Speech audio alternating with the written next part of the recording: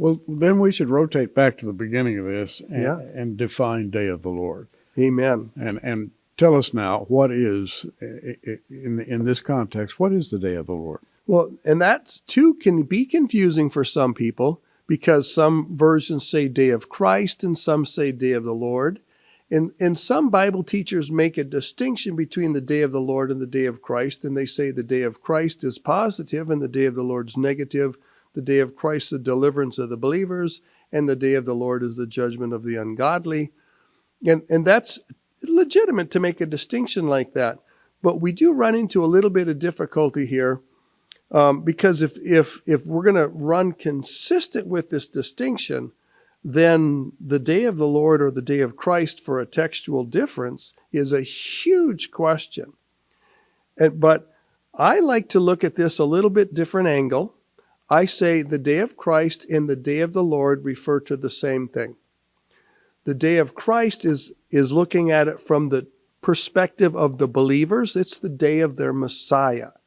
The day of the Lord looks at the same time from the negative perspective. This is the righteous, indignant Lord descending from heaven in judgment.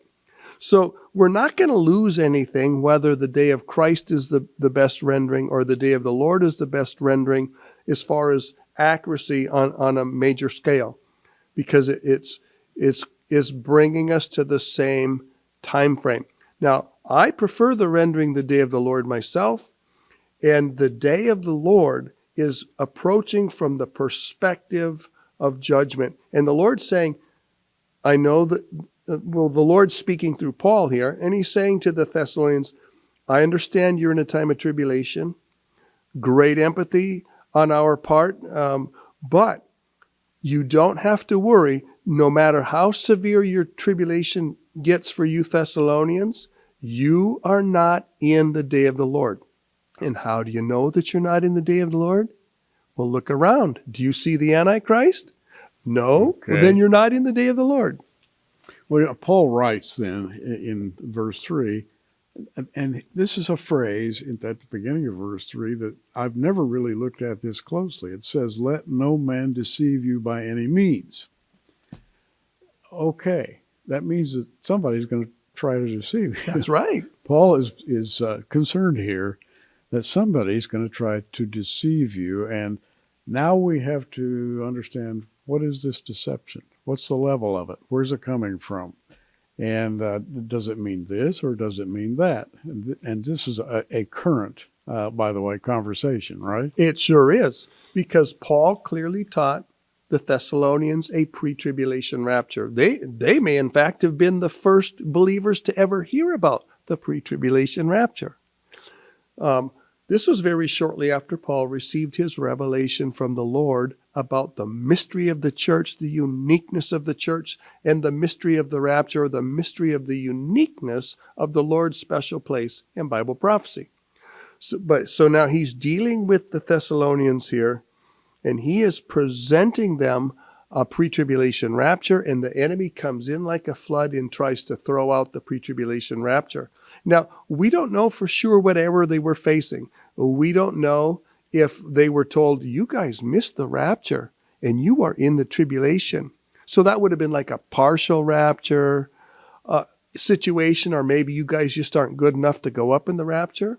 Or maybe they were being taught that Paul's wrong. There is no pre-tribulation rapture. You have to go through the tribulation. And to me, this makes a lot of sense, because there are people who, for one reason or another, would kind of like to pull their advanced wisdom on you and say, do you know, as a good Christian, that you missed something that you should have gotten? And they're pointing the finger at you and saying, you should have been watching because you've missed it. Yeah, that's right. And that's sort of the spirit in which this is given. Let no man deceive you by any means, meaning there are people out there who want to convince you of something. And the something is what we're talking about. Yeah, and we're seeing this in spades and face cards today in the church. Wow, even today. In particular with prophecy teaching, because the pre-wrath rapture is spreading like wildfire through the church. where the church is going to go through most of the tribulation and only escape the last little few months, or the post-tribulation rapture is growing like wildfire in the church, spreading like wildfire. People are going to go through the entire tribulation.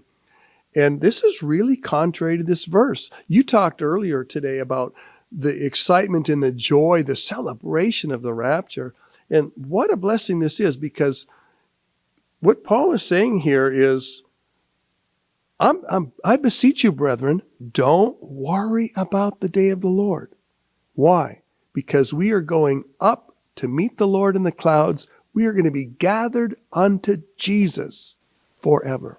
And if somebody wants to wag the finger of judgment in your face, Yeah. and say, "Listen, you better shape up. You may have missed it, or you may miss it, Yeah. or you may have missed it already because you weren't faithful enough, or because you didn't do this or that." So there's kind of a judgmental note that we're dealing with here.